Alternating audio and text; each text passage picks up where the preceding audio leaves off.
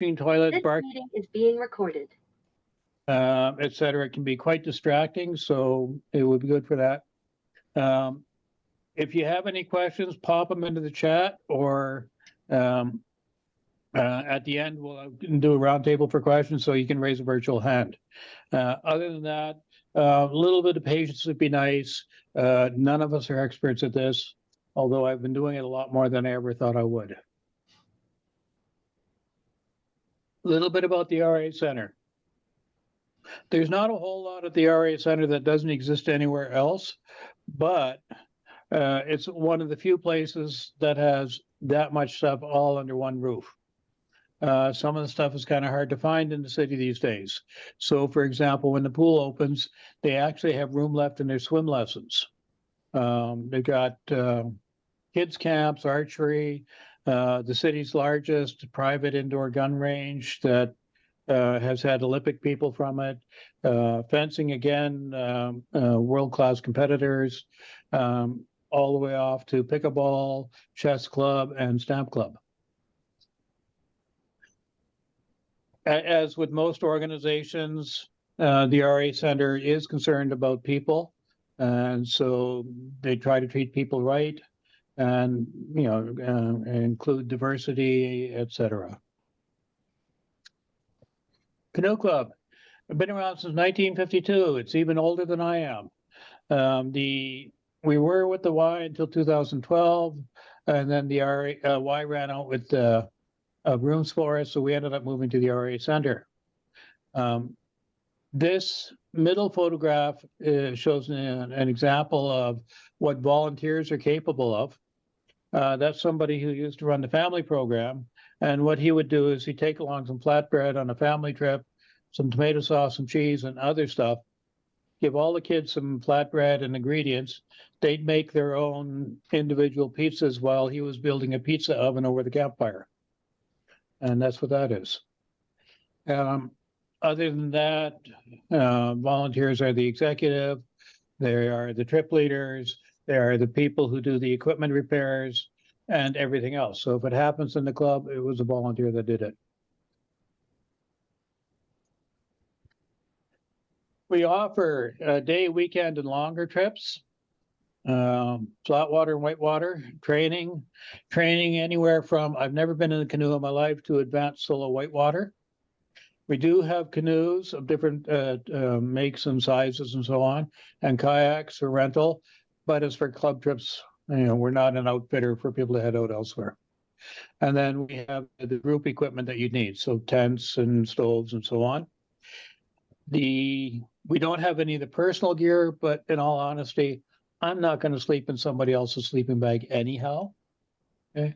Middle photograph is not recommended technique, but it is fun. So on with the show. Bill's not here tonight, but Andrea and Peter are going to give a nice chat about the Tatshensheni River. Both of them have been with the club for quite a while. Both of them have extensive experience with paddling in remote rivers and so on and so forth.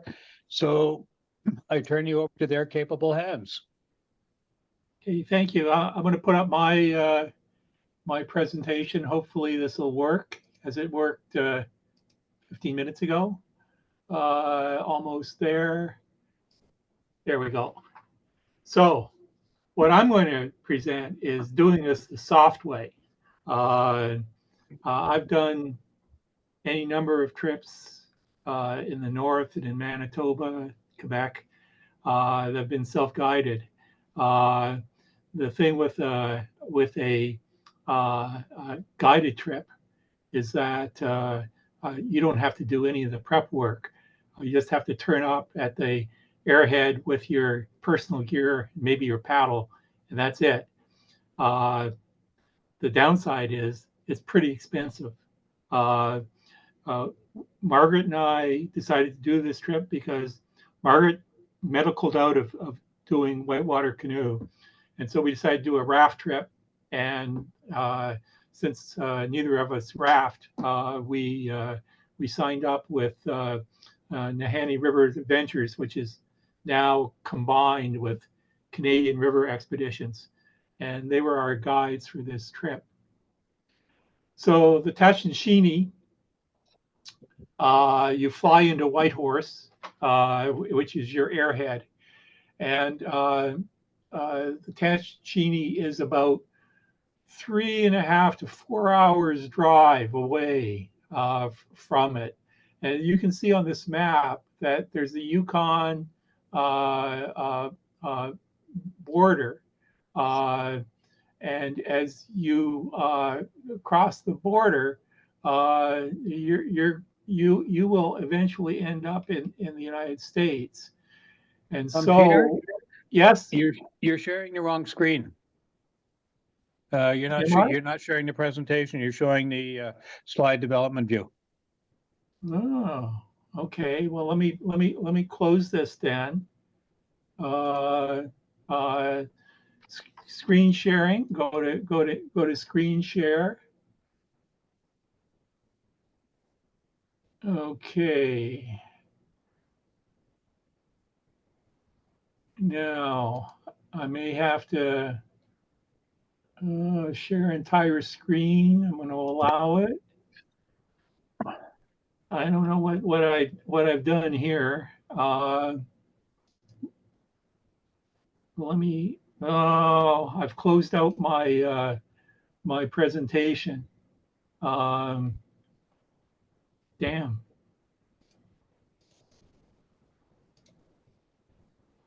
I'll have to get it back up.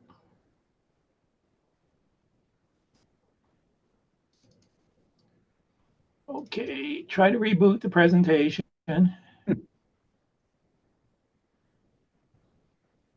Are you seeing what's on my screen anyway? Not right now. Okay. So I'll Remember, everybody, we did warn you that we're volunteers. okay. Blah blah blah. Now I've lost I've lost Zoom again. Okay, wait a second. Oh dear. It says I'm sharing. You're sharing a blank screen. Oh.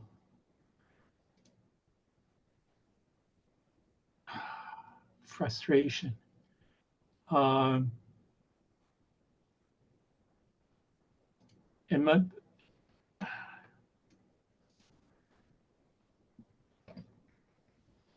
I don't even really see the Zoom. I've got join a meeting.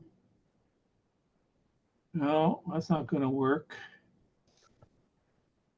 So if you have a screen with not much on it, across the top of it will be your Zoom thing, just a little bar. Yeah, all I've got is my desktop, and I've Okay. got a. Oh, wait a second. I've got a Zoom invitation, but I don't have any Zoom bar at all. It's just disappeared completely.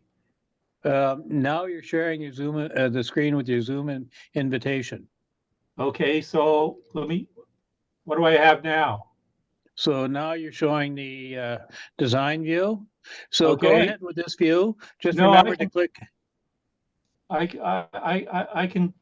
Okay, do we there. see the presentation now? Perfect. Okay, so you have to drive over the border to Alaska as the river crosses into Alaska down here. You have to go to U.S. Customs at the start of your trip. So that's an added complication, and then you drive back up to Dalton Post up here to join the trip, to start your trip, put your boats in the water. The first part here, that's this first box, not marked number 1, is the only significant whitewater on the trip.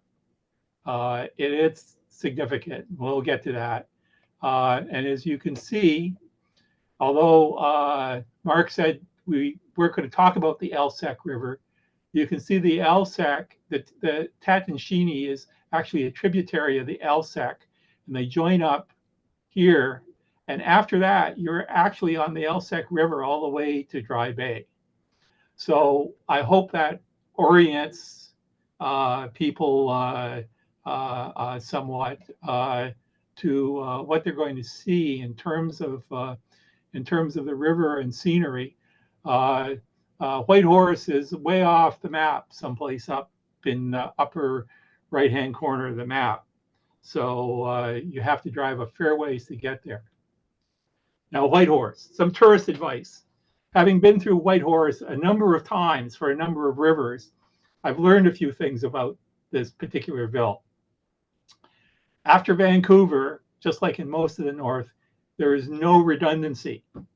So if you are planning air links, anything at all, if you lose the one thing that you're going to get, you've lost everything for the duration. So it's usually a smart thing to plan your arrival in White Horse for a couple of days before you actually need to be there, because if plane goes down, there ain't no backup. You're going to wait till they get it sorted out. So that's tip number one. Tip number two is, if you want a rental car or anything else, book it in advance. White Horse is the airhead for a weekly flight from Frankfurt. So you get 300 Europeans arriving, all with essentially no local transport of their own. And so any car you want to book, do it in advance. Don't think you're going to turn up at the airport and go to the Avis desk and find a car, because you're not. Thirdly, the town really does roll up its sidewalks on Sunday. Trying to find a restaurant to have Sunday dinner in can be a challenge. And there's either extremely high-end stuff that stays open, and pizza places out on the outskirts. So if you have a car, that's not necessarily a problem, because you can drive out to a pizza joint. But if you have to stay in town without transport, you might want to think about what you're going to do on Sunday dinner, because the place really does shut up. It's like Ontario used to be in the 60s. So our trip was mostly fun. And there's just a couple of caveats about traveling on this river. One of which is it was the coldest trip that I've ever done. And I've done a trip on Baffin Island, and this was colder than that. You're working, you can see from the picture, working very close to glaciers almost all the way down. Our trip was relatively sunny, so at least we had that. But you can get continual rain. This is a temperate rainforest, and so it would be possible to do this whole trip and have rain every day. So that's something to keep in mind. Now, you can see that we're wearing our Helly Hansen rain suits, and the guiding company said, don't bring a dry suit. You'll be more comfortable in a rain suit. And you can't see it, but we're wearing rubber boots as well, with felt liners in the bottom to keep our feet warm. This, I thought, ended up being good advice. I'm not sure that the rain suits were really warmer for us, because we didn't get a lot of rain, but we got a lot of water in the boats. But certainly the water is just filled with glacial silt. And I was really happy that I didn't have my dry suit. They gave us a dry suits to wear through the canyon run, and then put them away afterwards, because the abrasion on my dry suit on a week and a half, 2-week trip would have been substantial. So I was happy to wear out their dry suit instead of mine. And the other thing is, just to have a picture of setting up camp. Just because it's a guided trip doesn't necessarily mean you don't have to do work. I suppose you could expect the guides to do everything for you, but doing the work is part of the fun. So we had mostly fun. It was a pretty good trip weather-wise. The advice on equipment turned out to be good, and we were pretty warm and happy for most of it. Now, on the road to the river, the outfitter took us to this Kawade Dan Kenji establishment, which is old time people. This is a Harold in the center there with Margaret runs this, and it is a sort of a permanent exhibit of First Nations life before contact. So there's an animal trap there. There's a storage shelter, and there are lots of other exhibits. And Harold was very good about running us through the practical use of all of this. So that was an interesting thing on the way to break up our journey, getting to the river. You also drive through Kluane, or drive at least to the entrance of Kluane National Park on the way there. As I said, you have to go to Alaska to go through U.S. customs before you start your trip. And it was, the typical customs station. Fortunately, all our documentation was in order. Including, we had a couple of Germans on the trip. Their documents were also in order, and we didn't have any pre-trip formality problems. But once again, if you're planning on doing this, this is a possible potential delay if there's some sort of documentation screw up. And it's always possible to lose a fair bit of time.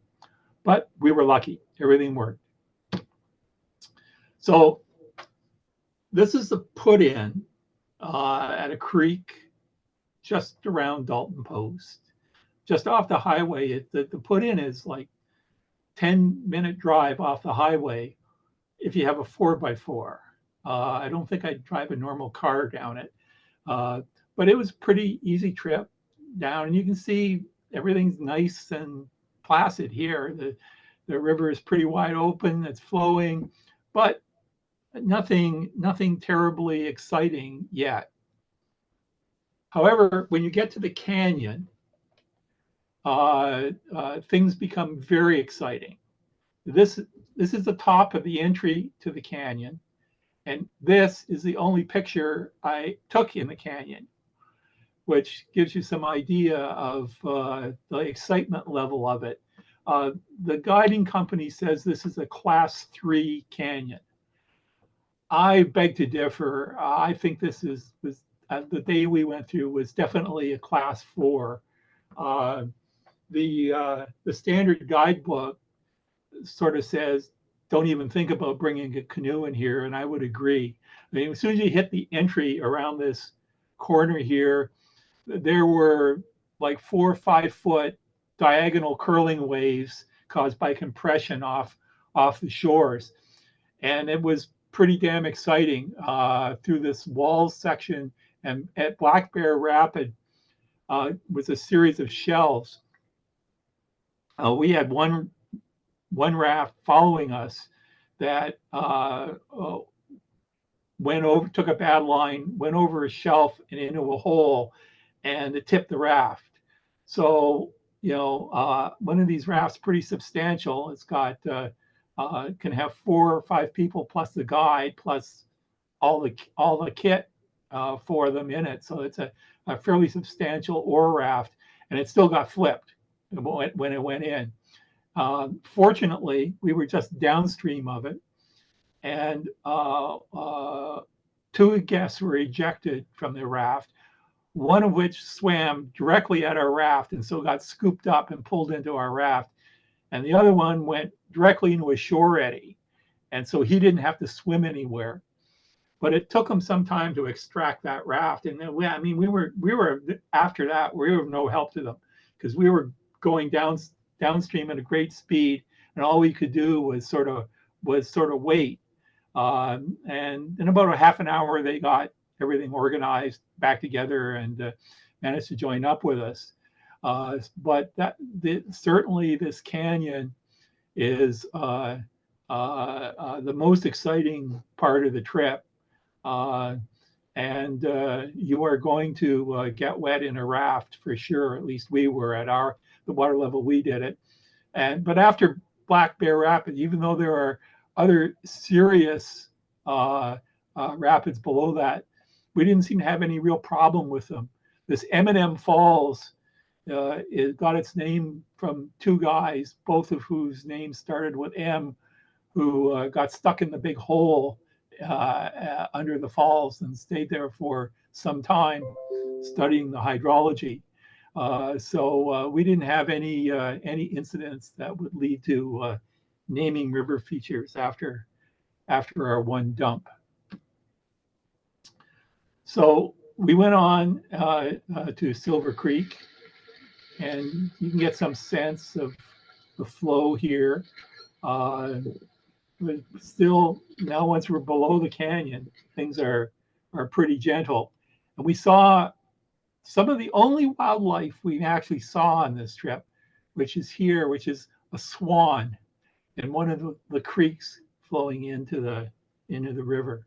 If I had a better camera, I'd have a better picture, but that's a swan. So one of the standard things to do on this trip is to hike at Sediments Creek, which is just below the canyon. And you can see, if you look closely, the rest of the party I was hiking with coming up the hill. So you can get some idea of what the gradient is like. It was pretty steep. This is as far as I went. So this is maybe a couple hundred meters above the river. Someplace down here, you might be able to see our tents, maybe not. And just to let you know, I stopped here, but the rest of the trip, all the way up, is a pretty good hike if you're young and vigorous. We had about half our party went up and completed the trip and went over the hill and managed to see mountain goats and some of the only grizzly bears we saw on the whole trip or were seen by our party. We saw one down by the river one day at a distance, and otherwise we didn't actually see any bears except the guys that went up and did this Sediments Creek hike. And this is a really rough hike. I looked at it and said, maybe I can make it. This is loose scree all the way up. It's miserable.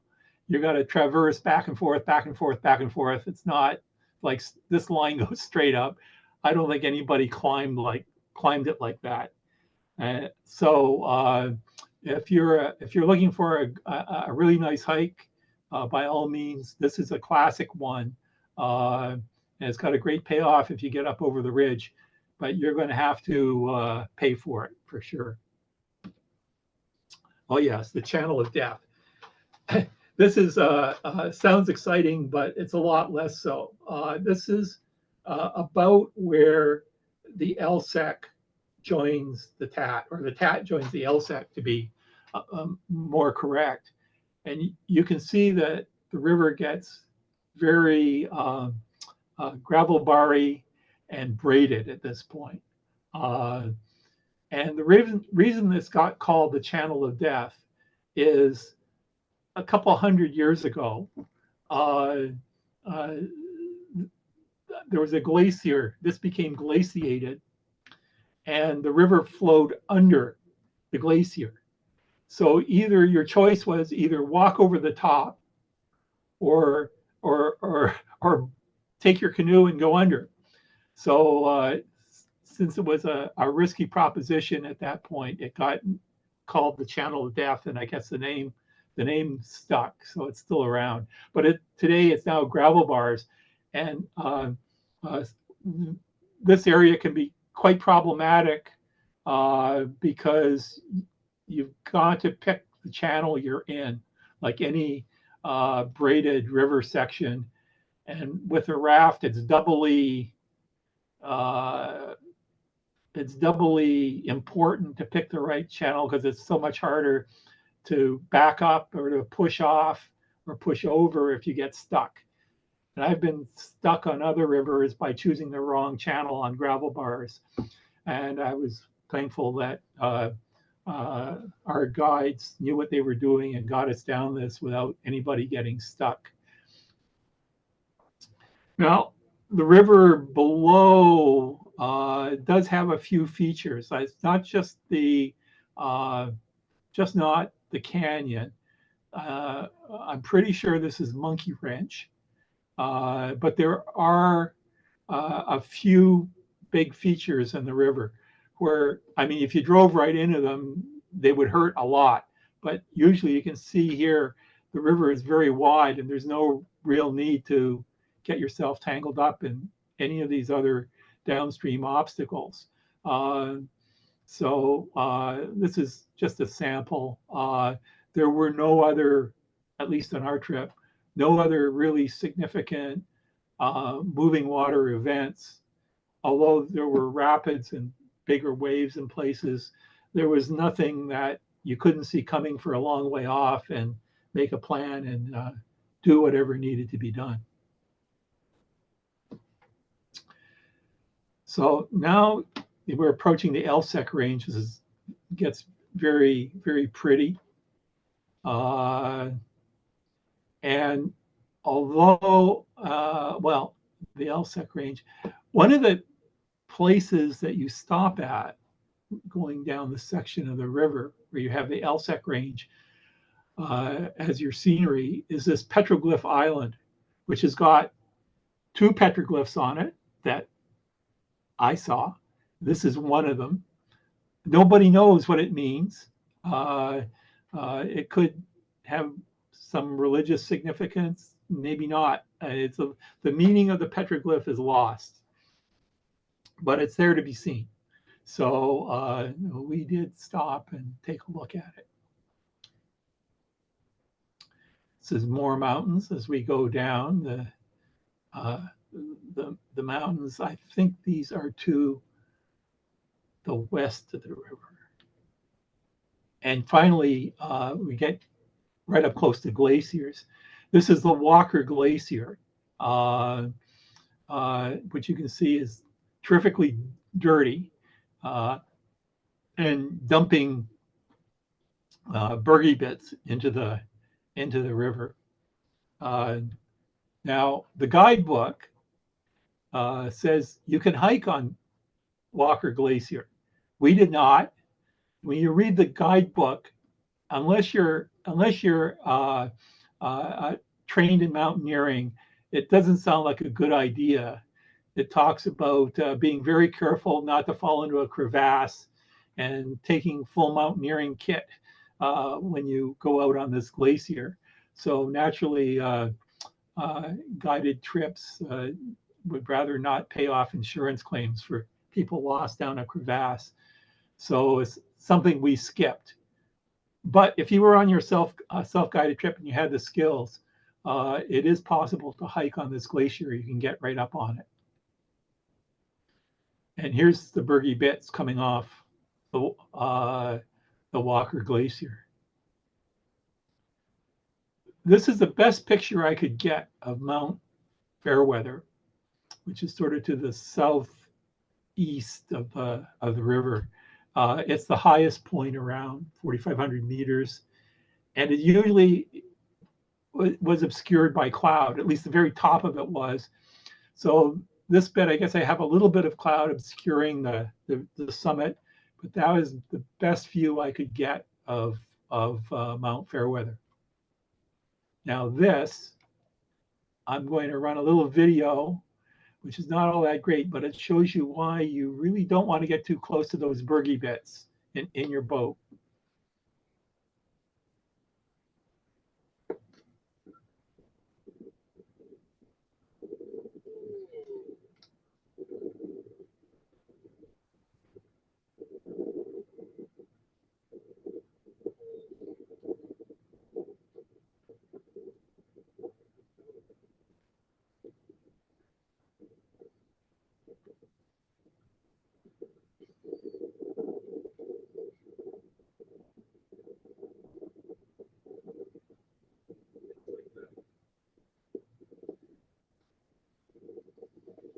Yeah, a little bit.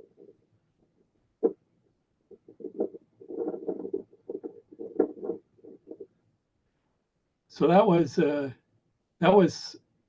7 in the morning. I went out for get my first cup of coffee in the morning, and just happened to have my camera in my hand when all this excitement started. And I'm not sure whether something calved off the glacier in the background, or whether one of these large bergs decided to come apart and flip over. So you have to be pretty respectful of these icebergs floating around, because they're not really very stable. And that was not the only one that we saw flip or come apart, but it's the only one that I managed to get any film of. So you can see here us out on Alsek Lake exploring around the icebergs and not getting too close to any of them. And you can see the glacier in the background there. And so then we flew out from Dry Bay, and I have no photos of flying out, because as you can see, it was overcast. The ceiling was at about 600-700 feet. And once we got into that cloud, that was it for scenery. So you aren't, unfortunately, going to see any going home plane flight scenery from me. The flight back was quite pleasant until we got to Whitehorse again, where we managed. This was all under COVID protocols, so we had to use the ArriveCan app to get through customs, which took forever because there was no customs agent on duty, and we sat in the plane for a good period of time.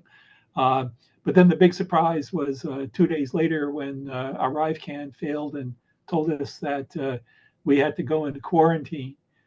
Fortunately, our hotel was right across the street from Canada Customs, and I walked across the street and got the local guy to sort it out for me. But it was annoying, to say the least. At any rate, that's all I've got. And I'll turn things over to Andrea. Thanks, Peter. I think you need to stop your screen share. If I can figure out how to get to, I may end up having to exit Zoom, because I still can't see any. There, I just did it. Wait a second. Man, wait. I did it for you, Peter. Okay, good. Thank you. Okay, so hi everybody, I'm Andrea, and here, I'll just get mine up.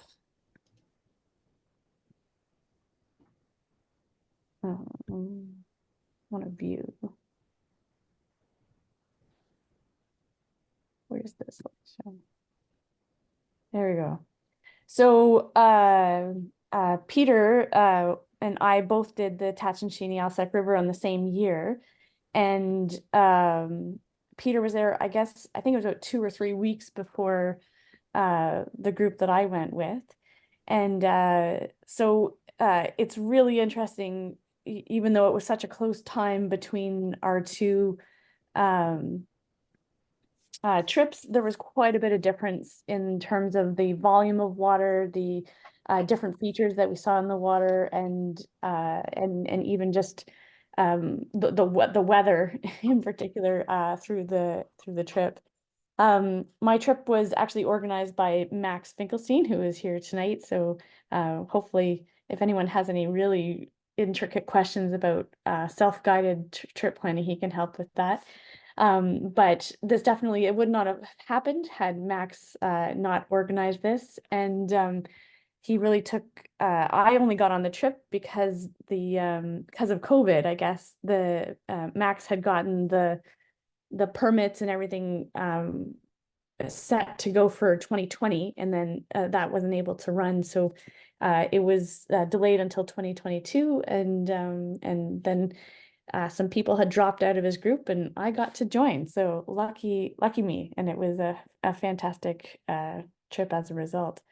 So and I'll just give the caveat: a lot of the pictures in the presentation are Max's. There's a few from myself, and then some that Connie took, and some Claudia took, another person on a trip. So I just thought I would start the whole thing with a little bit of information about how one might go about planning and organizing a self-guided rafting trip on the Alsek, because as Peter said, one of the advantages of going with an outfitter is they take care of all of the logistics. You really just have to show up. That is not the case when you are doing a self-guided version of this. The biggest one being if you decide to do the Alsek or the Tatshensheni River system, the permits required to be able to run the trip are based on a lottery system, can be expensive to get, and can be a bit of a headache because you have to coordinate 3 different permits from 3 different parks. So if you're going to do it, you better plan ahead and be really flexible with your dates. They have very restrictive policies on how many trips can depart from Dalton's Post each day, how many people can be on the river at any given time. They don't have any restrictions on how long your trip can be, but because there's such a steady volume of trips running, we certainly our trip, generally the trip is run in 10 to 12 days, and our trip was 14 days, and we certainly ran into some issues of finding campsites, appropriate campsites between when some of the other groups were running through. So just keep that in mind. However, having the 14 days meant that we were able to do a much more leisurely pace. We were able to stop at some of the really spectacular campsites for more than one night, and we could really kind of make our way down in the way that we wanted to. So there's definitely pros and cons to having a guide with you versus doing it on your own. We rented a lot of the gear from Tatshensheni Expediting. They also arranged for our shuttle, so they did the whole drive from Whitehorse to the US customs border, where we drove across, handed over our passports, and then had to turn around the bus and then clear customs for Canada again, and then come back in and then drive. So the expedition, the Tatshensheni Expediting had suggested to us that we actually stay the night at the put-in campsite rather than trying to organize all of the shuttling and the gear and get on the water and paddle on that same day. So and I think that was good advice.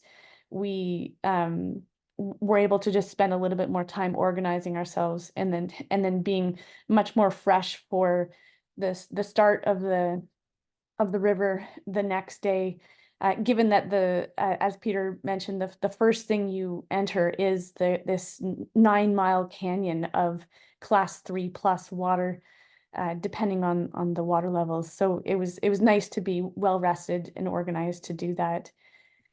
A little bit about personal gear. The great thing about doing a rafting trip is you can bring, I thought you could bring a lot of stuff canoe camping, but turns out rafting, you can bring as much stuff as you could possibly imagine. We had 2 full-size coolers, we had 2 tables, we had 8 chairs, we had another 2 large food boxes. Everybody had their own tent. Everyone brought whatever luxurious sleeping arrangement, from cots to extra thick thermarest, whatever you could fit on your either in your suitcase on the Air Canada flight, or you could manage to get shipped to Whitehorse ahead of time. You could bring that if you wanted to bring. I don't know. You could bring a lot of stuff. We just piled it up higher and higher, and then we're all canoers. We were a group of 8. All of us were mainly canoeing people, and the expedition guy, or the outfitting guy, kept giving us gear, and we kept saying to him, like, no, you're giving us too much stuff, and he was like, what do you mean? So we actually gave back some of the stuff, and he looked at us like, wow, you guys are going really light, and I just thought we still had a ton of stuff. So it's one really nice thing. And again, when you're doing a self-guided, having all of that gear, the safety gear, and all the extra comforts are, I think, really really nice to bring. And yeah, just whatever you can imagine to bring along. That seems like you can just go ahead and do that. A little bit about food. Thanks to Connie and Max. Connie, I think, spent the entire winter dehydrating whatever food she could, and then we just purchased a whole bunch of the food the day before we left, and managed to fit it all into the dry boxes and the coolers that were strapped into the rafts. And so, I mean, you don't lack for anything on this trip. You have as many pots. We had, I think, 2 coffee urns, 2 and then 1 tea urn, specifically just for hot water for tea, because those of us drink tea know that you can't mix the coffee urn and the tea urn. So we actually had 3 coffee urns, or 3 boiling water containers. Yeah, everything you possibly need, and lots of fresh food. You don't need to worry about keeping the food cold, because you're on a glacier. There's plenty of ice, there's plenty of cold water. You can bring as much booze as you can manage to get through. We ended up having to give away a lot of our booze at the end. We just couldn't. We had cases of beer that we just didn't get through all of it, but it was always cold when we did drink it. And lastly, when you're working on, if you want to organize a trip to the Tatshensheni Alsek, I will reiterate what Peter said.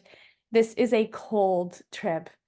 And I have also been on some trips up north in Nunavut and elsewhere. This was a cold trip.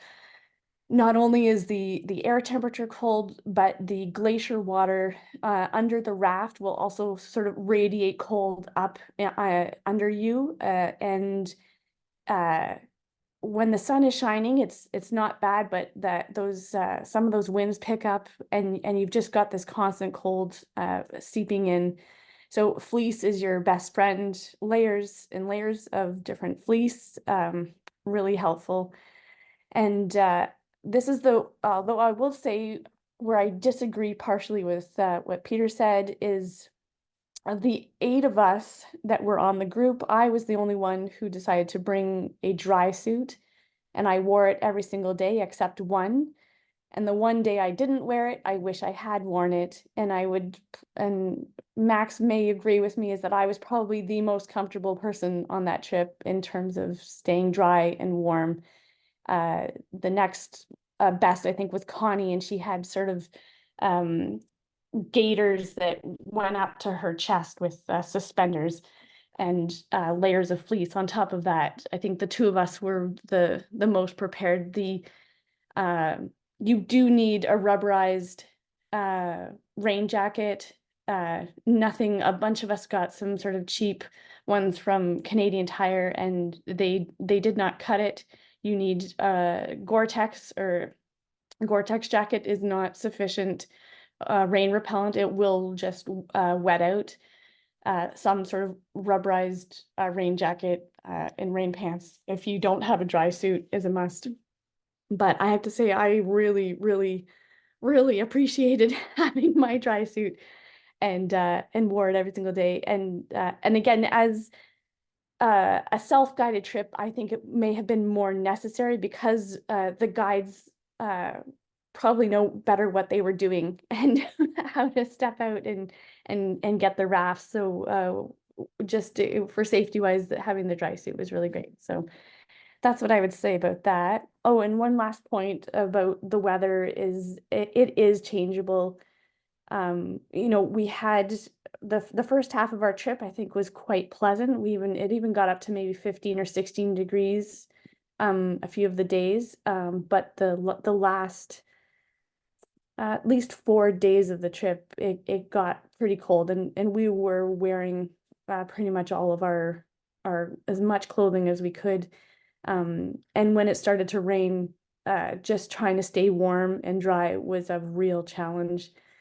And so just keeping that in mind, that waterproof clothing, layers of clothing that will keep you warm even when wet, really important. And and I will also reiterate another piece on gear is the rubber boots were fantastic. I brought bogs. I thought they would be too heavy, and certainly not something you would wear canoeing, but the heavy rubber boots and bogs, fantastic to sit on the raft again, because that cold air and cold water is constantly coming up through underneath of you. Having insulating features on your feet, insulating and waterproof features was really great. So I think I'll leave that there and get into some of the more interesting stuff, which is the pictures. So the picture on the farthest over here is where we were picking up the rafts from the Tatshensheni expediting group. And there were 8 of us. We got 2 rafts, 4 people in each raft. They gave us one a little bit bigger than the other, so it made it challenging. Actually, you can see on here there's a gray one and a blue one. The gray one was a little bit smaller and more maneuverable, and so it was again, I think Max will attest to this, it was a bit of a learning curve, figuring out how to maneuver the boats and working together. They didn't necessarily go at the same pace, so we had to figure out how to coordinate the 2 boats to keep pace with each other. But really a beautiful sight at the put-in, and this is Claudia and her moose that she brings on every single trip as a mascot. So she's got lots of pictures with the moose in it. And here is the one and only picture that I have of us entering into the canyon, because as Peter said in his presentation, it gets pretty hairy once you're in the canyon. And I think just about here is where I looked at my GoPro to make sure the battery would be ready to film the whole thing, and discovered that the battery was completely dead, and I had no video for the canyon. So that, I guess, just means you guys will have to go on your own trip on the Tatshensheni to see it for yourself. One of my favorite memories of running that part of the canyon was there's a section called Threading the Needle, and Max was steering the boat, and he's yelling at us like, "Stay out of the hole, stay out of the hole." And I looked back at him and I said, "Which hole?"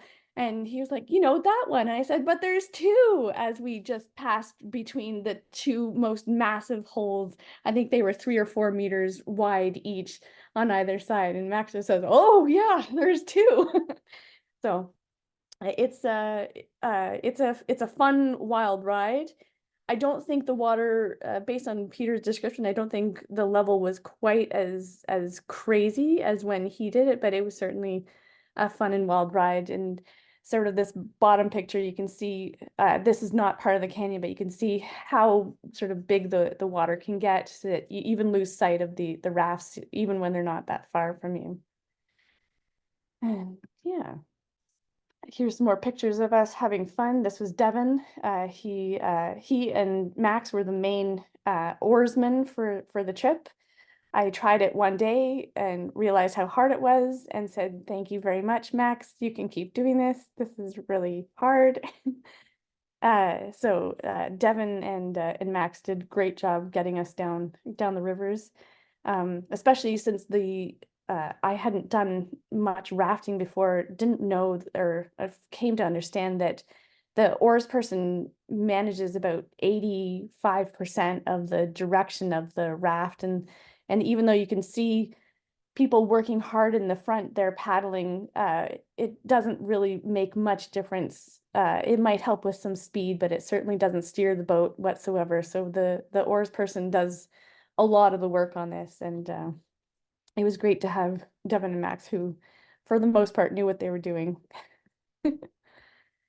And then here are a few pictures from Sediments Creek from our group.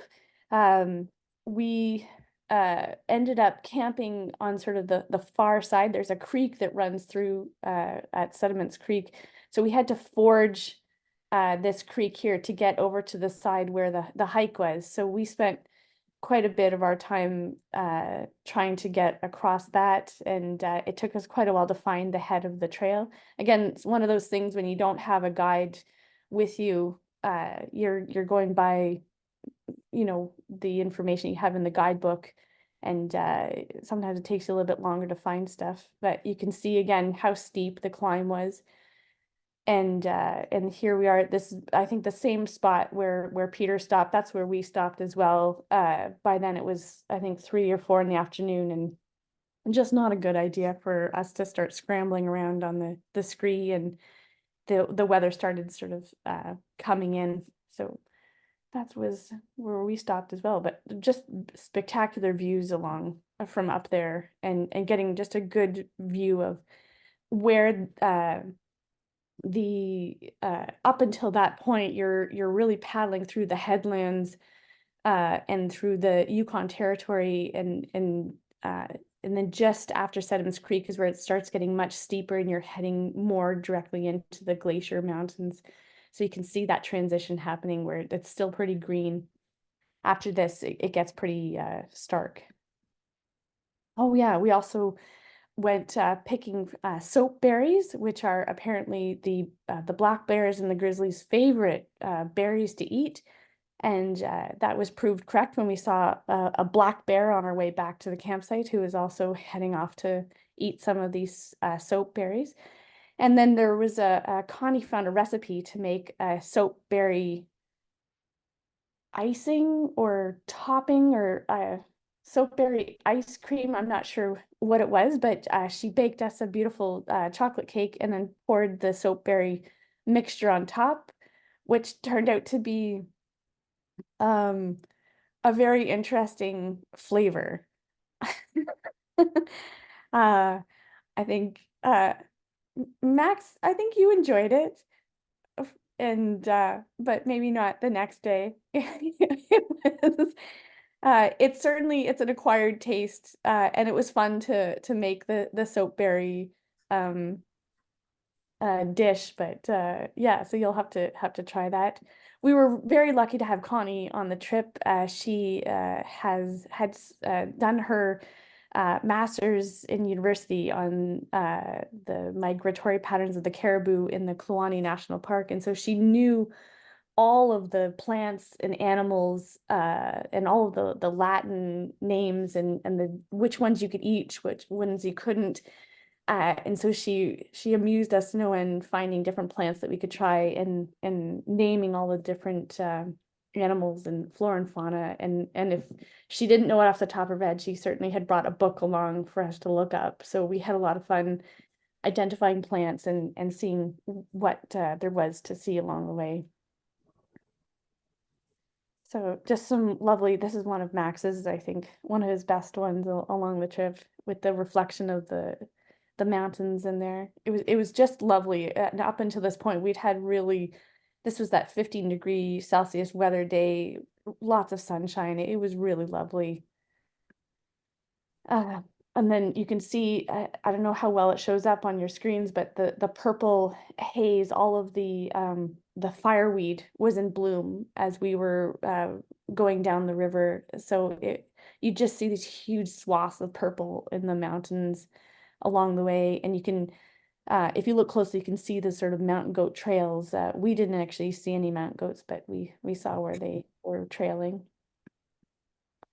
This was the one main grizzly bear that we saw, and this was not using Zoom. This was actually as close as we were, and we were very glad to have a very steep 12 or 15-foot bank so that the bear wasn't able to jump into the water and come after us.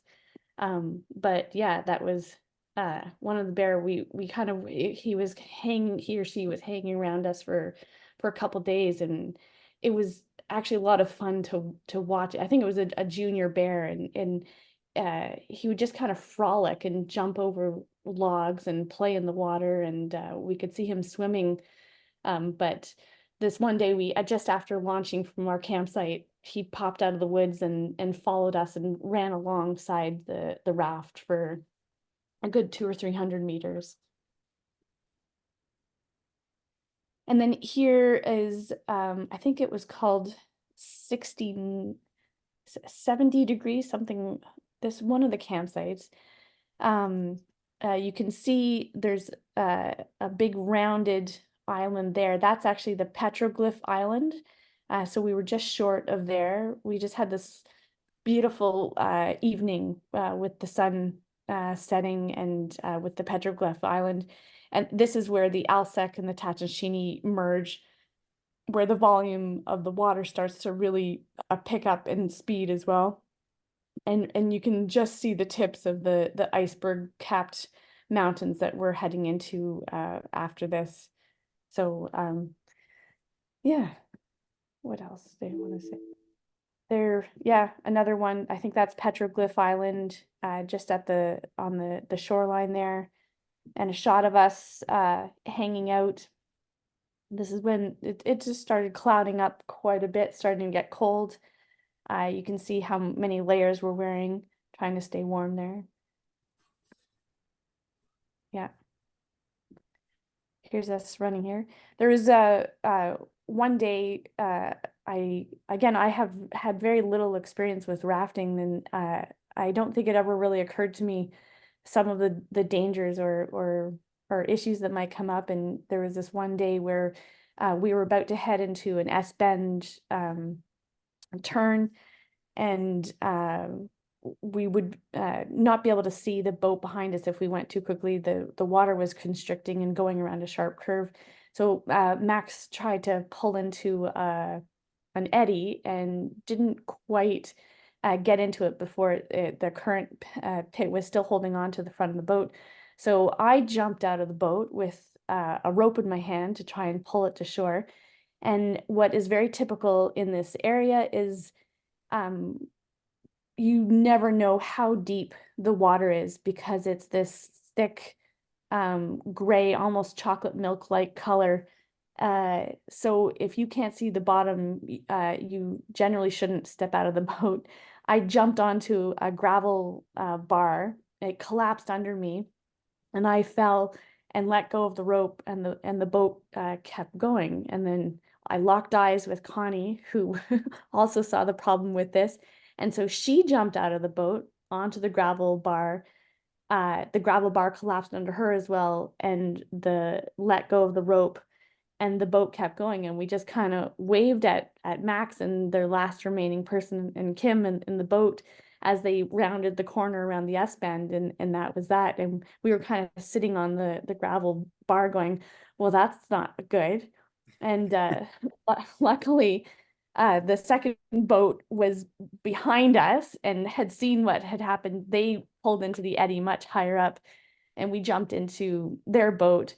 But it took us a good 1 or 2 kilometers before we found Max again downriver, and a nice big quiet eddy that we could pull into. So, that was sort of the one moment where I realized, oh, that's probably not, if we weren't the first boat doing that, that was probably not a great idea to do that. And you start thinking, oh, what would I have done had Connie and I had been stranded on that gravel bar? Because we weren't even on mainland. We were on a gravel bar in one of the channels and just before you know, a constriction of the river, so the water was quite deep there. So yeah, just some things to think about, you know, why you might want to have a guide. And or you do have to be really careful about some of your choices. Again, like one of the other advice that was very good that the Tatshensheni Expediting gave us was that the lead boat, you always follow the lead boat, even if they make a wrong decision, because you don't want to be the only boat if something goes wrong. You need to have that support behind. And there was a few times where you know, you pick the wrong channel, you get separated from the boat, and sometimes it would be a few kilometers before we could meet back up again with the other boat. So yeah, it's definitely a challenging environment to work with, even with experienced people like Max and Devin managing the boats. It's a different kind of rafting. So here you can see where this is where the steepness of the mountains really starts to become visible, and the river is just kind of curving, a lot more curving around at this point. It was like being in a National Geographic documentary. It just, with the sweeping mountains and constantly eagles flying down in front of you, and bears wandering around in the campsites, and all sorts of different animals and wildlife around. And here was a view from the Walker Glacier campsite. We stayed here 2 nights, so you can see the Walker Glacier just in the background. So this was the evening that we arrived, and then the next morning. So just to show the different sort of light and how really truly magnificent it was. It was really beautiful there. And oh, here's a better shot of it. Just like Peter was talking about, it's called Walker Glacier because it used to be that you could walk on it. And I'm not sure that you even could. We looked at trying to get up close to the edge, and there wasn't really anywhere that you could land the boat to even attempt to walk on it. And we had been advised by the outfitter that the guides kind of skip it now, that there isn't really any place to go to get onto it. That did not stop Max, Connie, Devin, and David from trying to hike to it, though, from the campsite. And so I think got a few kilometers in and was just like, I don't think I want to do this, and went back to camp. And then 6 or 7 hours later, the 4 of them emerged, or 5 of them emerged from from we don't know where, but it took them 7 hours to hike all the way up to, I think, this ridge over here, to get close enough to take some pictures of the glacier, and hike back. So Max will have to tell you what happened on that. But it sounded quite exciting getting there, and I was glad to just hang out at camp and enjoy the ice that they brought back for our cocktails at the end of the day. So here's one of Max's pictures of this. Is, I guess, how close they got to the glacier. I don't think you guys, Max, you weren't able to step on it, were you? No, no, there's kind of a gap between the rocks and the glacier that, like a bit of a moat of air. So Yeah. couldn't actually get onto the glacier, and the glacier itself is so jagged and serrated, like I wouldn't, walking on it, it's not like Norway.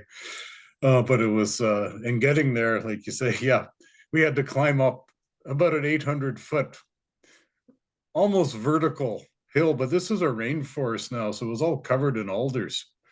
So simply grabbing onto alders and pulling that are growing out horizontal from the side of the cliff.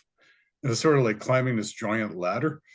And eventually you got up onto the rocks, and we found a much better way down, of course.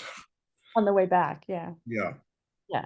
Where Well, I slipped, though, and fell onto my bear spray, which released it.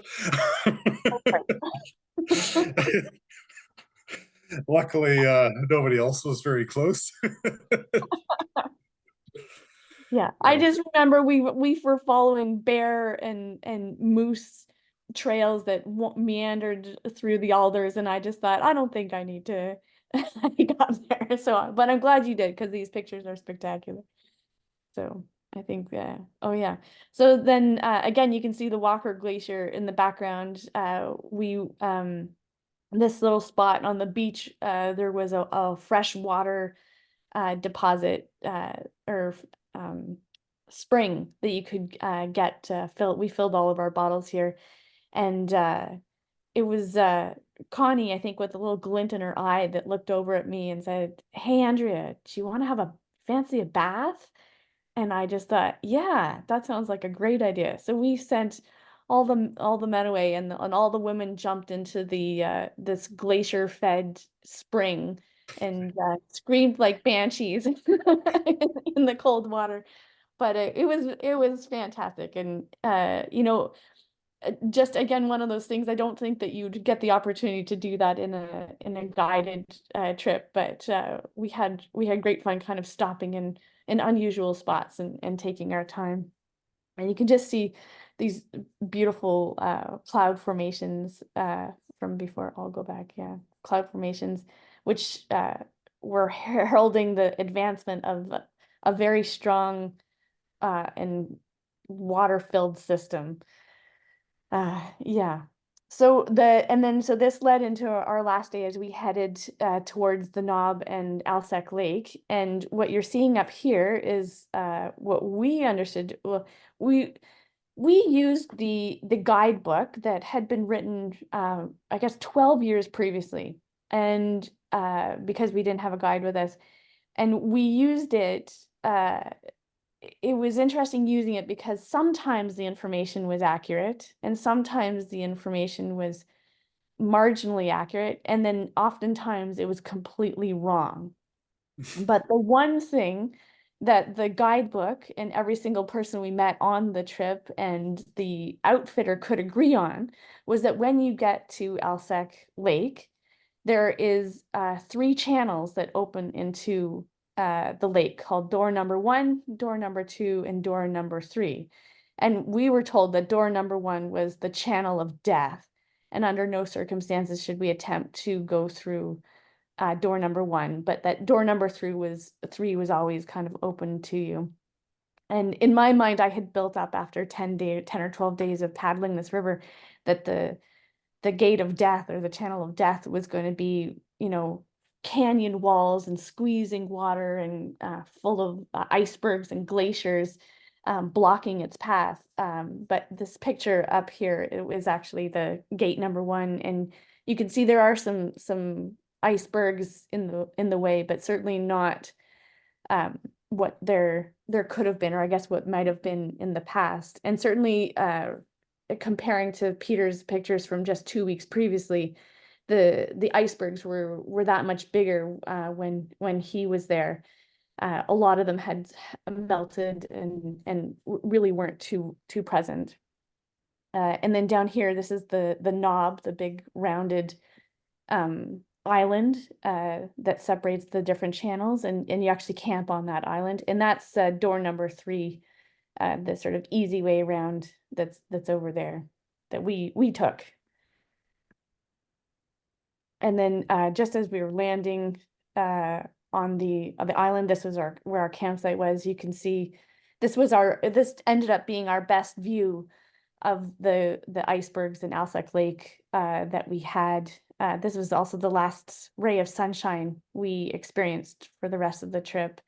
So we have some lovely photographs of the icebergs. And again, if you compare Peter's pictures to mine, just 2 weeks difference, there's very few icebergs floating around. Shortly or that night, oh yeah, here's that gate number 1 again. Much better. I think that's Max. That's one of yours that had a zoom on it. You can see the glacier in the background. Alsek Lake, I believe, has 11 glaciers that are feeding it, and 2 really massive ones. So it's got a lot of water moving into it, and huge icebergs that can calve off of that glacier in the background.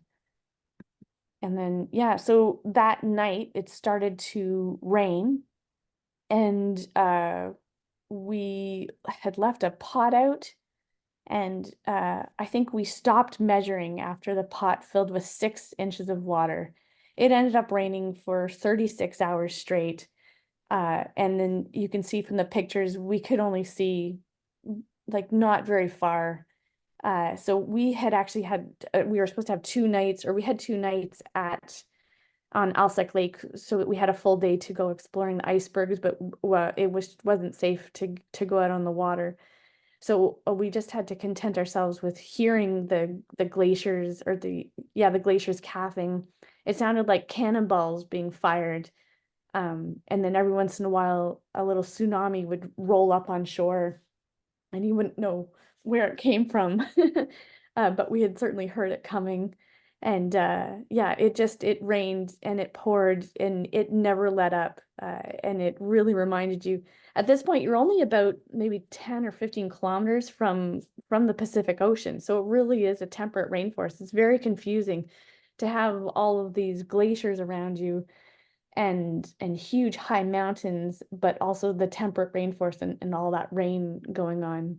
And so the picture at the top is, when everything is raining and you can't see anything, why not make a carrot cake? So that was our carrot cake that we made and enjoyed, and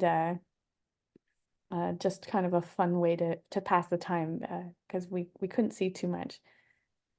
And yeah, great picture of Max pulling the oars. And again, you can see this is our final morning as we were heading to Dry Bay. It still was really foggy, cloudy, and raining, and freezing cold. It was unbelievably cold. And at this point, 2 of the members of the group, their tents had fully failed and were no longer water repellent. So we were doubling up. I think Devin did not own any piece of clothing that was now dry, so he was just miserable. We were all just cold and miserable trying to get to Dry Bay. And this is us finally at the takeout at Dry Bay. Previously there was a channel that you could take off of the river and paddle right up to the gravel airstrip, but with changing water levels, it was no longer acceptable. So this guy, I can't remember his name, Dave, no, what was his name? I can't remember either. But anyways, he came with his 4 kids and a dog, and his and these little made trailers that he picks people up and drives them the 15 minutes to the gravel strip airline. And you can see here, this was the gravel strip. We ended up staying overnight there, trying to dry everything out, and stealing Wi-Fi from the U.S. Fisheries Department, who were running a survey nearby. You can see here, and then it's a great shot of the Alsek Lake of the glaciers from above. And then my last, I have a few other shots from the air. So our plane ended up, when we got to the gravel strip, realized that no planes had been able to make it through in the past 36 hours or 2 or 3 days due to that the rain that we had experienced. So there was sitting on the gravel strip, there was 3 other groups worth of gear just sitting waiting for the planes to return to pick up their gear. No planes had been able to get through. And even our plane ended up circling 2 or 3 times before it found a pocket through the cloud cover. And it was on its final attempt when it finally made it through. And this is where I got really annoyed at Max, because he started asking questions about the gravel strip and how safe it was. And they informed us that the planes were being extra careful because there had been a fatal crash on that airstrip just a couple months before. So good to know, but maybe not right before you get on the little tiny plane and take off. This lower picture here, you can see that's Walker Glacier again, and right around here is kind of see where the campsite is. So it's a great shot to see really how huge and majestic the river is and the mountains around it. And then I have a video here that I'm going to run. This is our flight out. Max asked them to give us a good show because we've been so reined in for the last 2 days, and so they flew quite low and gave us a great view. So I'm gonna try and play this and hopefully it works.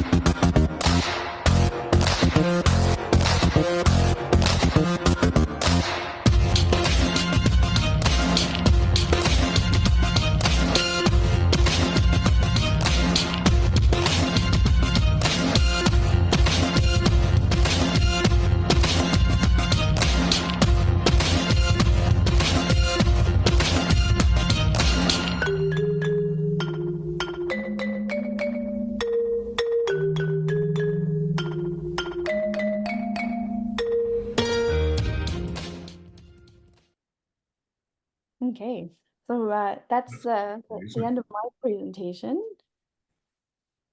So I will stop sharing here. Yeah, and so I think Peter and I wanted to just open up to any questions of people that had questions about whether doing the trip as a self-guided trip or as a guided trip, and yeah, we'll do our best to answer your questions. So further questions, there's one in the chat already.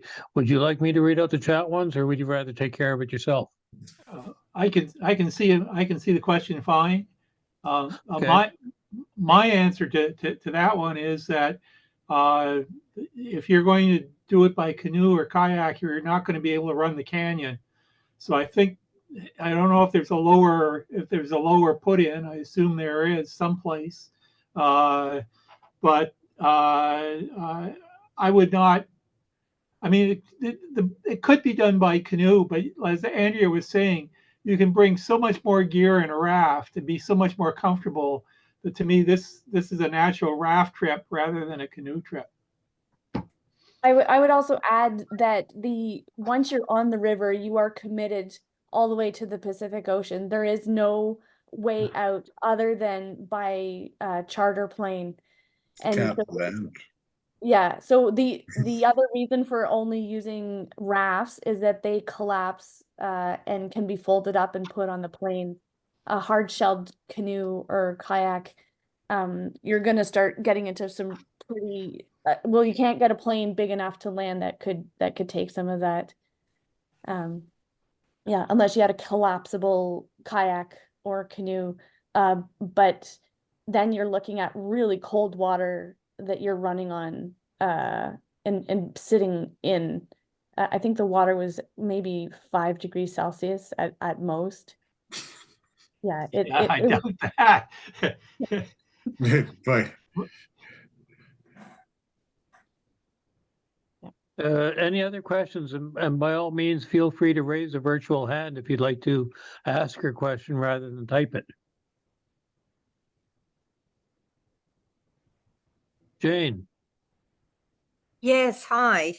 Thanks very much for those two interesting presentations, especially the one that the self-guided. I went down the Tatshensheni in 2009 with Nahanni River Adventures, and we dumped. Fortunately, I wasn't on that raft, and but there was an American family, and they actually were coming back from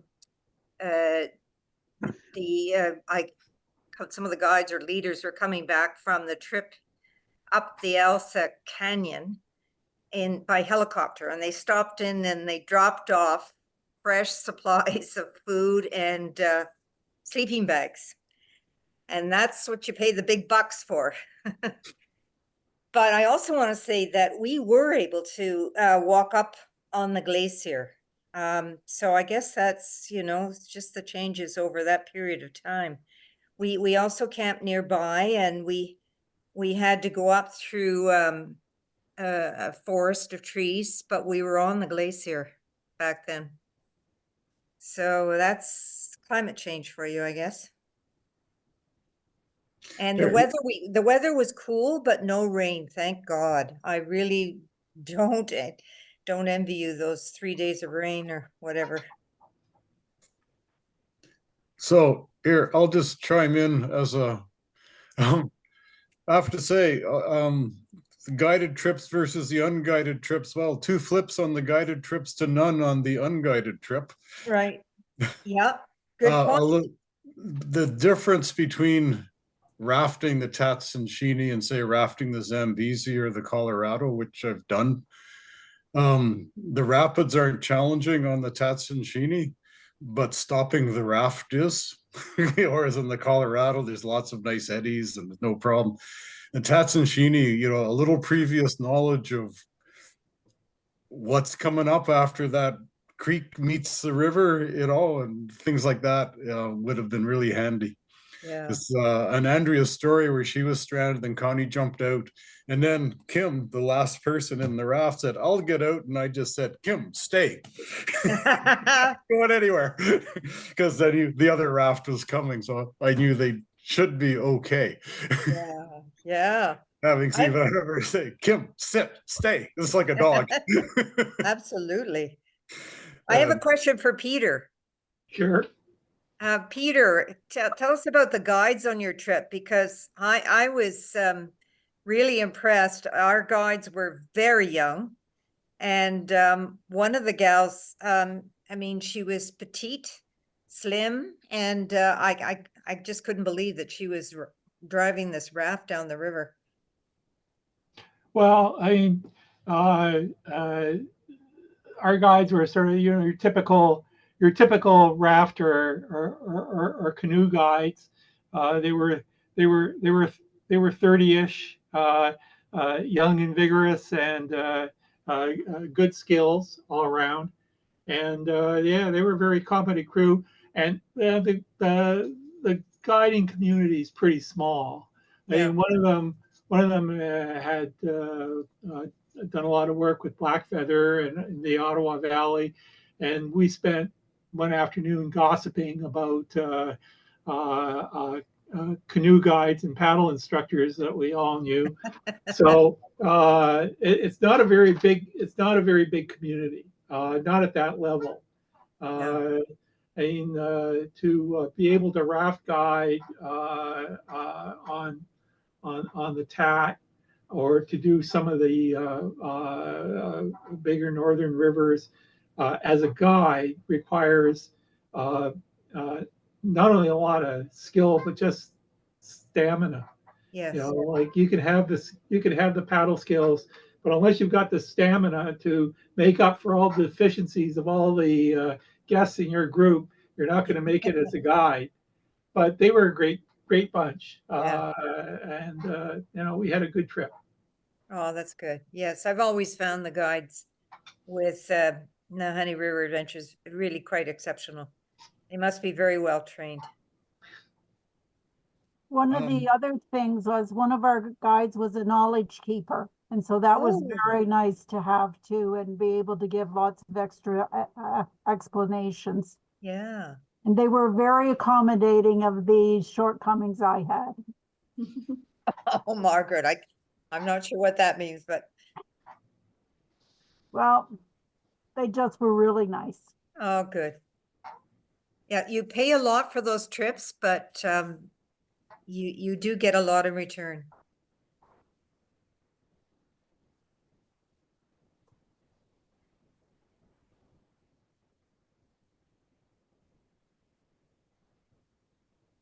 Don't be shy. They're friendly. They don't bite anybody unless you're a fish. By all means, ask your questions either in chat or raise a virtual hand.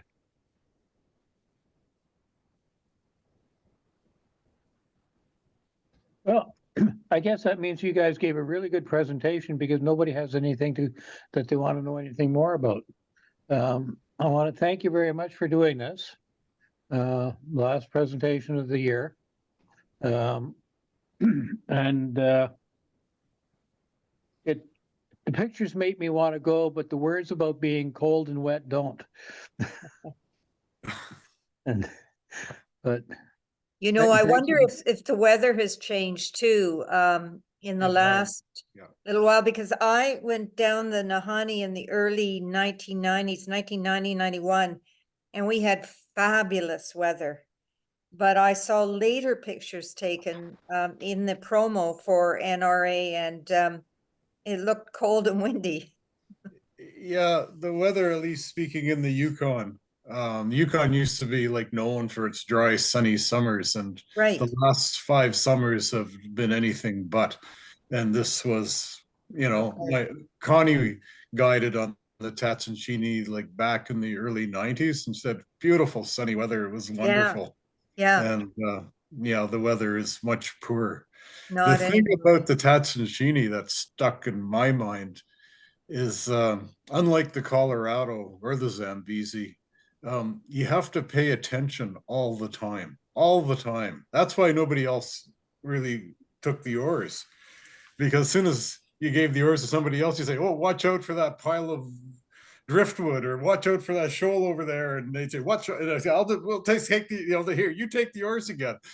And it was like, and I heard some talking to the outfitters and guides, there's been some pretty serious accidents on that river, not Like in what? rapids, accidents by impaled people on Oh my driftwood God. and things like that. A lot of Oh. rafts impaled, some people impaled, because you just you're just on all the time. You have to just Yeah. pay attention all the time. I remember when Max would need to take off a layer of clothing, we would have to set up a relay where like we would all be watching, and then he would be like halfway off with the fleece and like, Max, back on the oars. Oh, wow. It was a production just to get Max into comfortable clothing. My gosh. Yeah. Well, we hit one of those, what do you call those trees that are half underwater? Dead It hits. Thank you. And that's how the raft went over. Now, fortunately, it was very quiet in the upper reaches of the Tat, so there was no serious. It wasn't serious. We just got a lot of stuff wet. But just, as you say, there's all kinds of obstacles along the way. Yeah, but quite a river, you know.